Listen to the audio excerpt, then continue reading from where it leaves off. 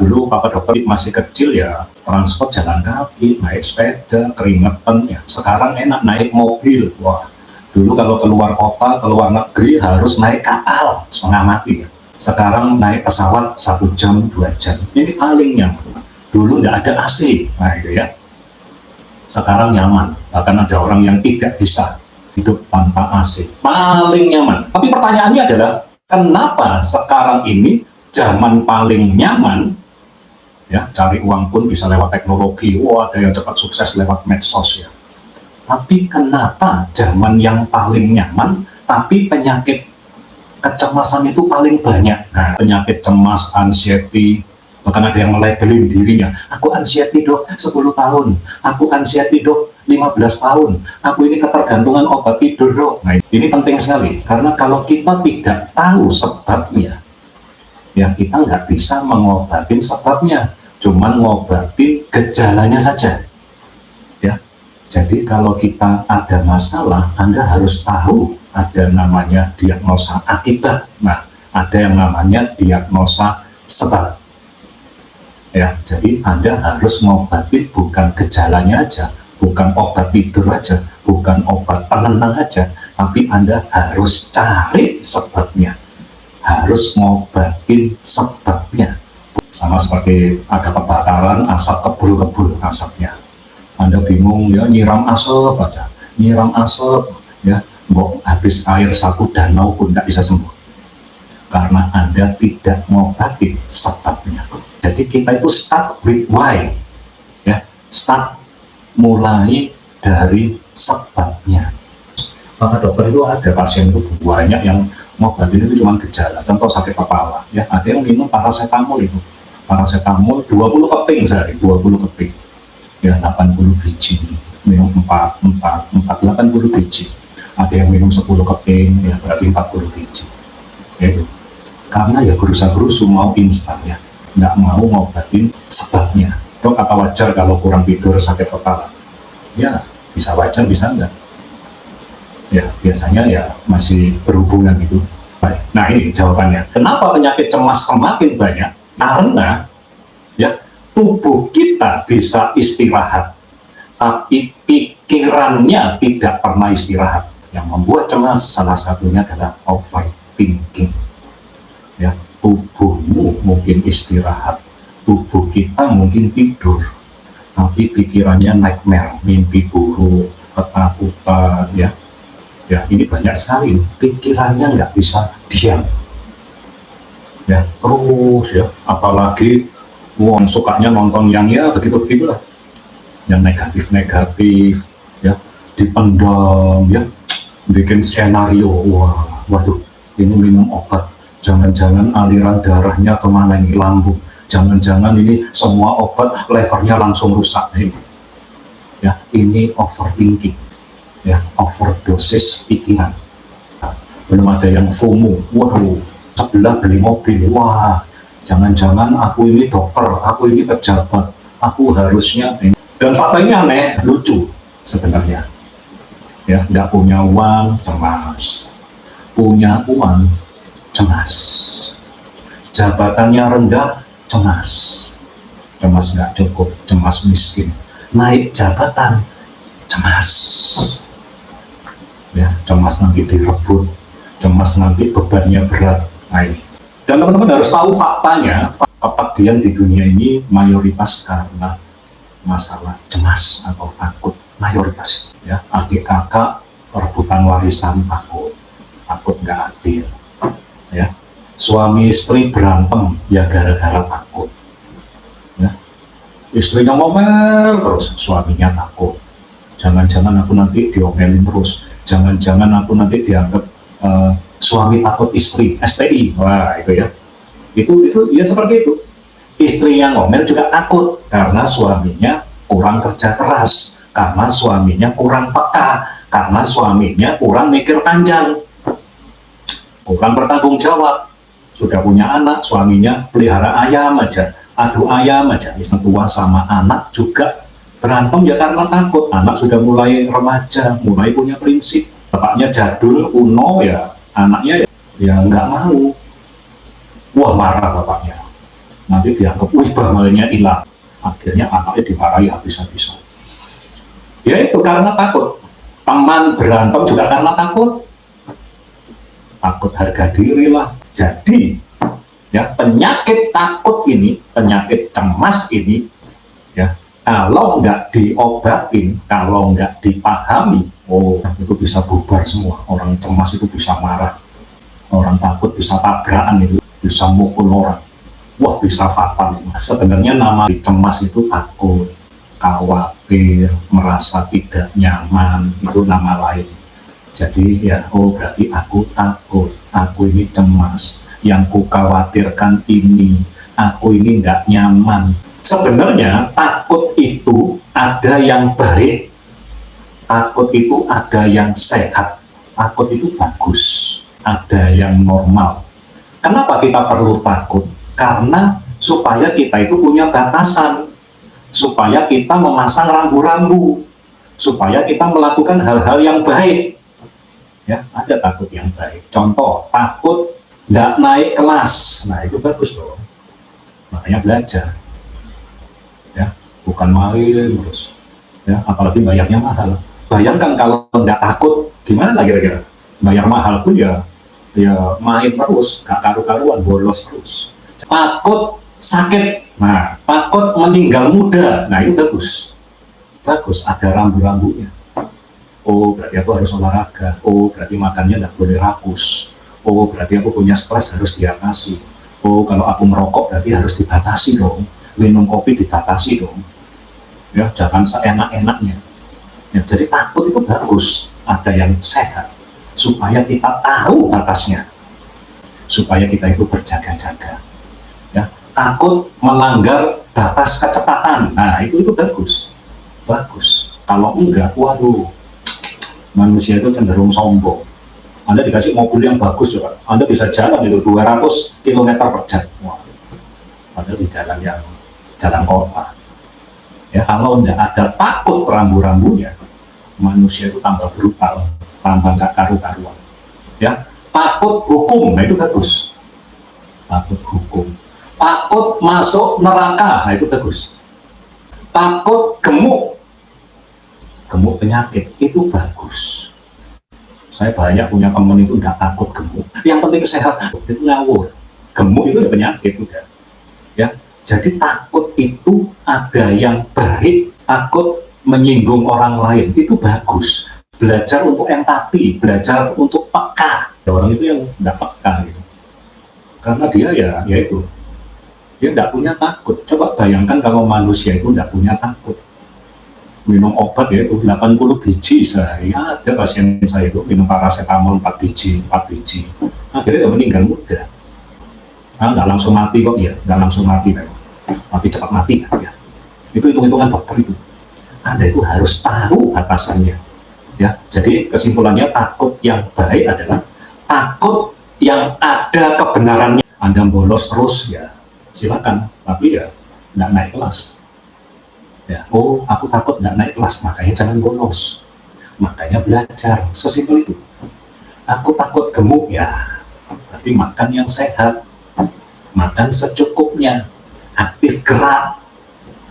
Ya, jangan refleks aku takut gemuk sih, tapi nah itu ya, habis makan enaknya apa, tidur ya, aji mumpung, ya nggak bisa dong. Takut Tuhan wajar ya, yang nggak wajar kalau nggak takut Tuhan, waduh ya. Ini yang teman-teman harus pahami. Nah, bagaimana takut yang tidak baik, takut yang tidak sehat? Namanya penyakit kecemasan, cemas yang berlebihan. Anda harus mengobati sebisa mungkin ya. Saya pernah melihat itu anak muda aja umur 20-30 ketakutan, apalagi kalau udah tua umur 70 gimana, sudah badannya rematikan semua, ya tambah ketakutan kalau nggak diobati. Jadi takut yang baik adalah takut yang ada kebenarannya, yakin ya, harus yakin dulu, bukan abu-abu. Oh aku bolos lebih dari 3 hari nggak naik kelas, oh nilainya di bawah 7 tidak naik kelas. Oh, berat badan lebih dari dikurangi 100 itu, misalkan berat badannya tingginya 170, ya berarti berat badannya 70 ke bawah. Oh, lebih dari 70 berarti penyakit. Nah, itu kita bukan malaikat, ya pasti ada takutnya lah. Karena kita ini ya tidak abadi. Malaikat aja takut sama Tuhan, ya toh. Nah, berikutnya ada yang namanya takut yang tidak wajar, ya, penyakitan. Nah, takut yang tidak wajar adalah takut yang belum tentu ada kebenarannya, belum tentu, abu-abu, itu sudah penyakit.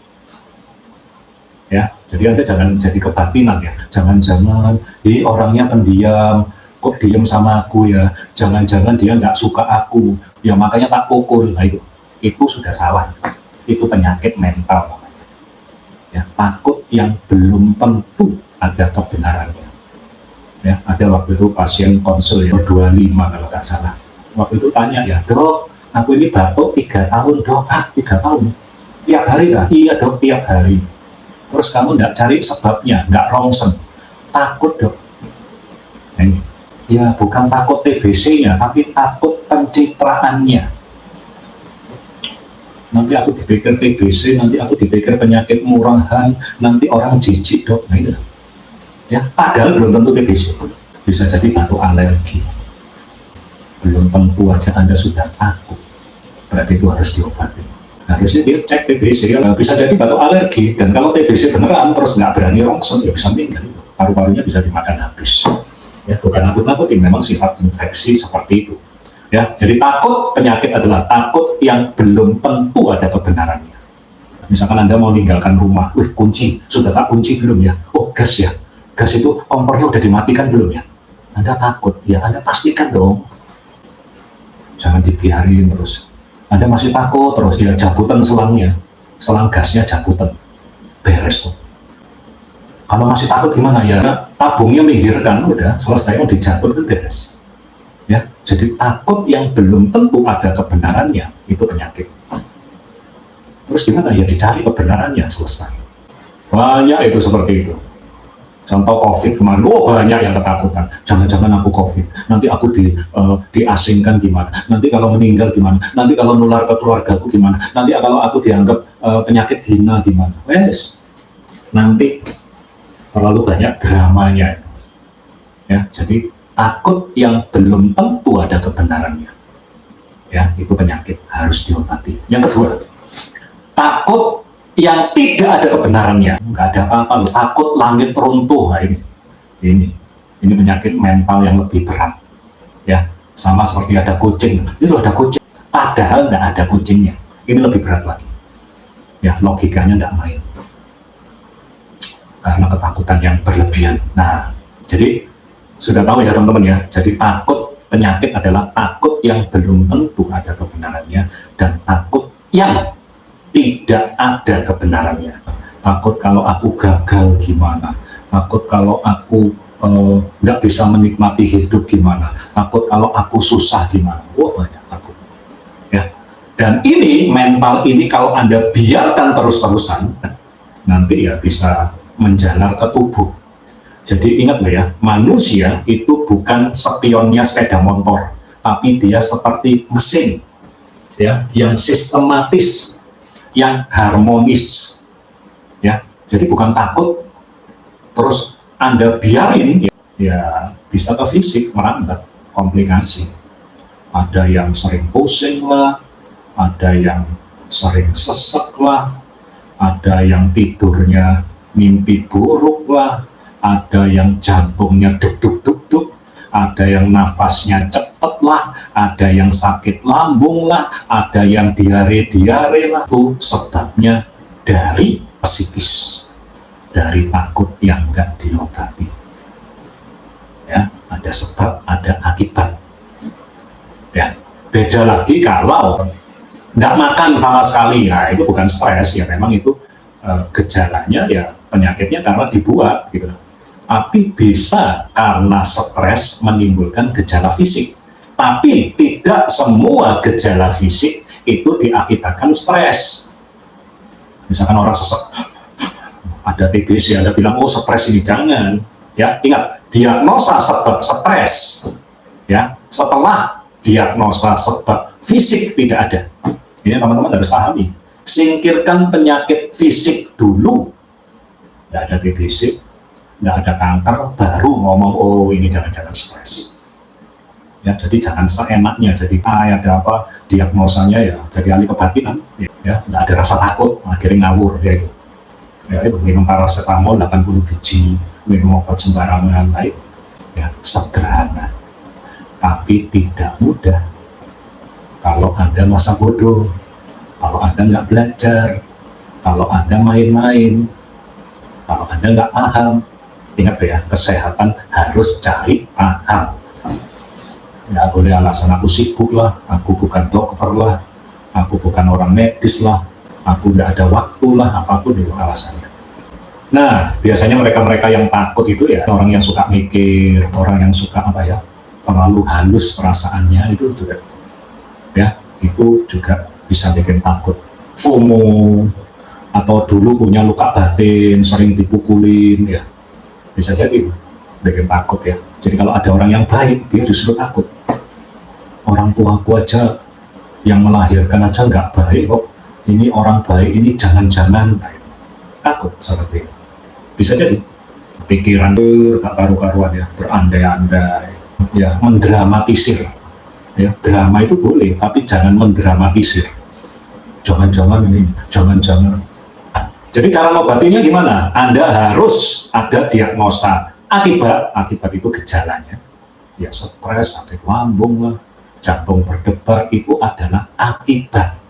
Dicari sebabnya. Jadi Anda cepat diagnosa sebabnya, cepat cari sebabnya, cepat diobatin sebabnya. Bukan dikasih penenang saja, bukan dikasih obat saja. Obat itu kalau terpaksa, kalau stresnya berat banget, sampai nggak bisa tidur 1 minggu penuh, ya mau nggak mau obat. Nggak bisa diceramain kalau 1 minggu sudah melayang gitu. Ya, harus obat dulu. Jiwanya terlalu berat, dia harus obat dulu. Nutrisi harus kombinasi karena sudah berat. Jadi obat itu tetap dibutuhkan untuk kasus yang sedang berat. Aku tidak mau obat, ya makanya jangan berat-berat. Obat itu bukan masalah mau tidak mau. Dokter itu disumpah. Jadi kalau dokter ngasih obat itu sumpah. Orang sehat dikasih obat ya penyalahgunaan, ya itu melanggar sumpah. Ya, harus sesuai indikasi. Kalau sakit ya harus obat dong, apalagi sakit berat. Bagaimana ngobatin jiwa? Makanya lagu Indonesia Raya itu ada, bangunlah jiwanya, bangunlah badannya, kuatkan jiwamu, kuatkan badanmu. Bukan lemahkan jiwanya, kuatkan jiwamu, ya, kuatkan mentalmu. Jadi bagaimana caranya? Nah ini terutama untuk Anda yang hatinya halus, terlalu sensitif, atau nggak peka, nah itu ya, nggak peka salah penyakit, terlalu sensitif penyakit. Untuk itu, kalau Anda ada cemas atau takut, yang pertama adalah Anda harus menggunakan logika sebagai filter. Contohnya itu tadi, oh nanti gasnya bocor gimana ya, bocor gimana ya, ya bawaan keluar aja tabungnya, udah selesai. Ya, paling enggak ya dimatikan kompornya, dicabut selangnya, pakai logika sebagai filter rasa cemas Anda, filter hati Anda. Semakin tua itu kita bukan semakin jadi ahli kebatinan, semakin tua Anda semakin logis. Oh kalau orang diem berarti jangan-jangan orangnya benci sama aku ini orangnya tidak disukai, lo bener toh, nah itu ya logis dong, tanya dong. Ya, jangan jadi ahli kebatinan. Anda harus punya logika sebagai filter. Jangan-jangan dadaku sakit, jangan-jangan jantung. Gak usah jangan-jangan, tanyakan langsung ke dokter. Semakin dini, semakin bagus. Apa enggak? Yang kedua, kalau Anda ada cemas, ya, Anda itu harus punya refleks yang baik. Cemas ya tanya. Cemas jadi ahli kebatinan, padahal gak ngerti, diem aja. Ya, contoh, Anda kalau punya anak gitu ya, ya kakinya ditindas sama sepeda motor, diem aja, sungkan, takut, ini nggak benar, ini refleks yang salah. Sakit, ya bisa busuk kakinya, ya harus punya refleks, aduh, harus refleksnya itu yang bagus. Kalau refleksnya kebiasaan jelek itu apa? Nah, teman-teman yang cemas-cemas suka nonton film hantu terus, dok aku anxiety dok 10 tahun, ya itu nontonnya filmnya yang negatif-negatif. Saya punya pasien itu umur 65 itu sudah sakit, sudah lumayan lalu ya, suaminya stroke, tapi nonton medsosnya itu selingkuh aja, padahal sudah 65, berarti sudah sakit stroke dan segala macam. Refleksnya jelek, ya cari itu jangan cari hantu, cari Tuhan, jangan dibalik tambah, oh itu ada makhluk besar, ada apa, tambah mendramatisir. Wah, bagaimana bisa anxiety-nya sembuh? Kebiasaan refleksnya jelek, ya minum obat penenang. Kebiasaan cari gampangnya, sok pintar, itu refleks yang jelek. Sombong, refleks yang jelek. Ngentengkan, yaitu minum paracetamol 80 biji, 4 biji sakit kepala nih. Kalau obatnya habis, kepalanya dikop sama dia, nggak bisa obat. Itu bukan masalah sakit kepala, kejiwaannya yang lemah. Jadi hati-hati dengan mindset Anda, hati-hati dengan tindakan Anda, hati-hati dengan kebiasaan Anda. Kebiasaan, ya minum manis, Anda tahu ada orang kencing manis gulanya 1.500, ya karena kebiasaan. Stres mintanya, apalagi punya uang, udah beli yang manis-manis saja, kebiasaan. Akhirnya ketagihan, akhirnya jadi kehinaan. Hinaan itu apa? Ya rusak semua badannya, komplikasi, jantung, stroke. Kalau Anda mau sembuh dari anxiety, Anda harus punya refleks yang bagus, ya kebiasaan yang bagus, tindakan yang bagus, mindset yang bagus. Oh aku tuh nggak percaya dokter, aku langsung beli obat sendiri, ya sudah, ya diterima efek sampingnya, ya. Jadi teman-teman harus memahami itu. Jadi kalau mau anxiety-nya bagus, yang pertama logika sebagai filter, yang kedua refleksnya yang bagus. Jangan otak kita sudah cemas, masukkan hal-hal negatif, sampah-sampah dimasukkan semua, terlalu kepo sama orang, nggak bisa kita mengendalikan orang, nggak bisa. Mengendalikan diri aja belum bisa, apalagi mengendalikan orang. Nah, bagaimana kalau masih sulit, Pak? Nah, aku sudah minum obat puluhan tahun. Nah ini, aku ini ketergantungan, ya. Minum penenang itu ada yang nggak bisa, aku harus minum penenang.